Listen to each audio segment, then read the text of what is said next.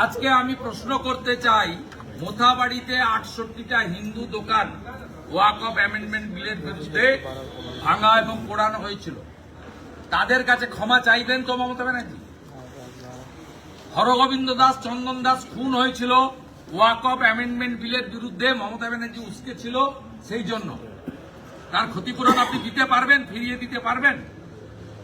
শামশেরগঞ্জ ভুলিয়ানের হিন্দুরা দেশি নৌকো করে স্বাধীন ভারতবর্ষে প্রথম লোক হিন্দু পলায়ন দেখেছিল, বৈষ্ণবনগরের স্কুলে গিয়ে উঠেছিল।